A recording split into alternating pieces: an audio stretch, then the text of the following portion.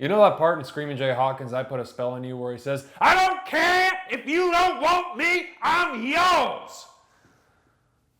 That's basically this book. Better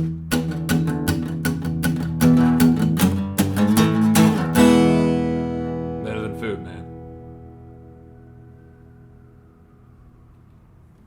All right, we're about to do the coffee drawing. If you would like to enter the lottery for the next review giveaway, you can go to patreon.com/books are better than food, and you can donate $5 or more per video. Thank you very much, and thank you to everybody who's donated already. I normally don't do this, but I just wanted to give you a taste of what's to come, because you probably want to get in on that lottery. Maldoror by L'Autrement. It's a doozy. You should just look it up. It's a beautiful edition as well. All right, so here we go for Qiu Miaojin's Last Words from Montmartre. Best of luck to everyone. Thank you very much for supporting the show.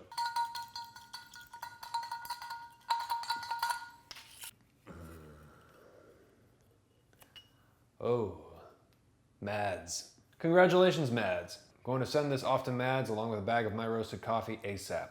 Qiu Miaojin was I'm probably butchering that, but you know, whatever. Qiu Miaojin was a Taiwanese lesbian writer associated with queer literature in the 1990s. And I bought this book. I mean, I just got suckered in by the cover, first off. I think this is an awesome cover. I love this thing. It's a beautiful edition. She studied over in Paris, where she committed suicide at the age of 26 in 1995. And to this day, there's some speculation over her death. How it happened, why it happened, who her lovers were, if they existed. Ari Heinrich, the translator, writes in the afterword, in East Asian societies, suicide has a different cultural meaning than in the West, and that we should try to understand Qiu's death as she wanted it to be understood, as a kind of speech act, as the ultimate means of sealing the connection between art and life. Yeah, but first off, I'm not so sure I really buy that. I think you could just as easily dwell on an emotional ideal, thinking you know yourself, others, and the world much better than you actually do, right? Like refusing to admit the fact, or refusing to acknowledge that you're gonna change mentally. Like thinking you've got it all figured out already, because you feel so intensely. And fall in love with the idea of your own self-induced suffering as deciding it's the only way of producing your best art. Loving the idea of yourself as the Rimbaud or the Mishima archetype, you know? And then give yourself no choice but to follow through with like self-destructive behavior or suicide. So that could be the case, maybe it's not. It's complicated. I'm not gonna pretend to know. I have no idea. I'm only giving impressions. I don't want to be too insensitive. I mean, it could have been both at different times, you know? But to kind of let it go as a deliberate artistic statement, I mean, even Mishima, I don't know if I can just say like, well, this was just a deliberate artistic statement, you know, and that's why he killed himself. But I'm reviewing Last Words from Montmartre because I'm impressed by her ability to sincerely express such a state of irreparable emotional damage. Heinrich mentions also in that afterword that the novel's inner conflict transcends many things, including identity politics, gender, race, nation, and age. And I'm inclined to agree with that statement, which is, that does go to show the power of the novel. Published posthumously, the novel is a collection of 20 letters, which the author says can be read in any order. So immediately you have this sort of postmodern style, right? The letters are from a distraught lover to this woman named Qiu. It's this desperate attempt to communicate with this former lover of hers.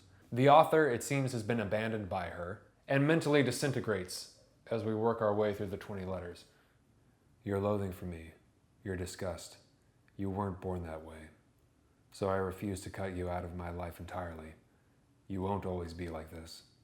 I'm convinced that you're going to grow until you're even better than your past self, the self that loved me completely. And more important, when you dumped me and I was nearly trampled to death, I finally understood that my love for you was no disease. No, it didn't mean I was dependent on you, nor was I in love with you for purely physical reasons, nor did you fall in love with me because I'm so fabulous. No, our love was bigger. It was fate.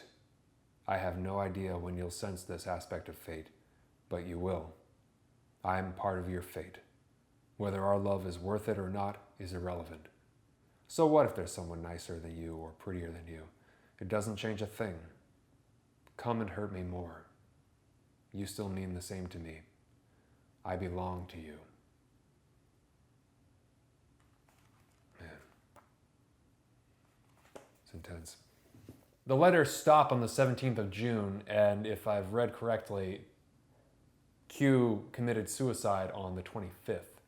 So, melodramatic would be a severe understatement to describe a good percentage of the book and a lot of the tone. Honestly, it can be downright tedious. And sometimes it's almost embarrassing in its confrontational style of secret journal angst. But while it may feel overly sentimental and hysterical and selfish and kind of sulking and mopey, all of it feels uncensored and authentic in its confessions.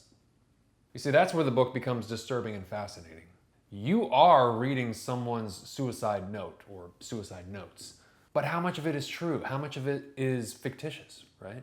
How much of her real life is in this character, this unnamed narrator? Or the name may be Zoe, but it's kind of like this genderless character. You don't really know. I've read it is, and then I've read that it also isn't. I don't know. Was it just fictitious in part to try and get to the truth? Was that the only way in this stroke of brilliance before the journey was forcefully ended? I don't know. This is the appeal of the book, and it does feel intentional. That mystery feels very intentional. It's a tragic mystery that may resonate deeply with those who have felt what she felt. Those that traveled that far down, right? To where suicide and death is no longer frightening but begins to look attractive. It's a very special place. As if it were a respite from the onslaught, the barrage of exhausting mental anguish, right? When I was in the darkest parts of my life, and by no means am I saying I got, that close to killing myself, but I think many of us have entertained that possibility, or at least sort of like played out that scenario in our heads at various points in our life. Whenever I would do that, I would always have this image that kept popping up. I was so tired, and I imagined lying face down on the wet sand on a coastline on the beach, with my hands at my sides near the crashing surf, and just sleeping, and the rolling waves just occasionally seeping up, and just sort of lying there in the surf, because I was so tired all the time from this, this anguish and anxiety. And so it was just this yearning for this, this true deep sleep. What shook me about the book is that Qiu actually wrote something very similar to that, and I'll read it to you now. These are the last words to the last letter, so, spoiler alert. Like I said, you can read them. She says you can read them in any order, so it's not really a spoiler, but here. And on it flows. I long to lie down quietly by the banks of a blue lake and die. And when I'm dead, for my body to be consumed by birds and beasts, leaving only the bone of my brow for Qiu. That feeling of powerless exhaustion, the desire to sleep and to be consumed, dispersed, and negated, and allowed to rest, that supreme desire to just have it all stop because you're trying so hard and nothing's working and nothing feels like it's ever going to work again, and you just, you want it to stop. I don't take that lightly at all. That's a real indicator, when somebody describes kind of a desire like that. I think you can work through it, unless you have, I don't pretend to know about mental illness, and I'm assuming, we're talking about somebody with a relatively sound mind and sound chemical balance. I can't speak for the experience of others. It's not easy, man, But I can't complain. I certainly don't have anything to complain about, I'll never complain again. I'm the luckiest guy I know. But that's a very real space opened up by trauma, right? And if you're blind enough in love, if you've got that blind love where you really believe you've found your one and only, that's it, right? That nothing will ever be as good, ever. That you had the absolute ideal love, but then it's taken from you, right? Your foundation falls out, everything's shattered. Whether your fault or their fault or something else, then that's enough to send you down that path, or at least to get the ball rolling, to get you started. And you got to be careful. You have got to be careful, because there's that special balance where you fall in love with your own suffering, and you really can't see out of that. You start really envisioning yourself as this character, right? You know. And in this case, she literally wrote herself as this character. Her art and her life merged. They dissolved into one another. And so I don't know, again, I don't know her. I can't say anything definitive or even close, you know. This is all just speculation, all speculation. But that's a dangerous space, you know. So if you ever choose to do a project or pursue a project like that, you know, be careful. It's no joke, you know. Somebody was talking about Baudelaire and Rimbaud, and it was Cyril Connolly. He was talking about wanting to, you know, people wanting to create a work of the caliber of Baudelaire and Rimbaud, but not wanting to suffer like they did, because obviously. So, you know. I don't know if I think that suffering is the key to true art or authentic art or the only good art. I don't think that's the truth. I think it's more complicated than that. I think it can produce some great things, but I'd be careful of just deciding that. But maybe I just like my life too much. If you have a propensity for intense absolutes, right? If you're seriously all or nothing and placing yourself in situations where you've devoted your entire being, flesh, and soul into another object of desire, you know, or an artistic pursuit, then yeah, I'd say be really fucking careful.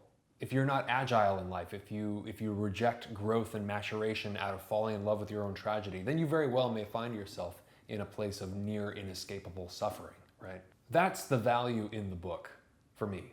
For those who have placed themselves in jeopardy through deciding this other person is the ideal, their destiny, and if they can't have them, then nothing is worth anything. It's all or nothing.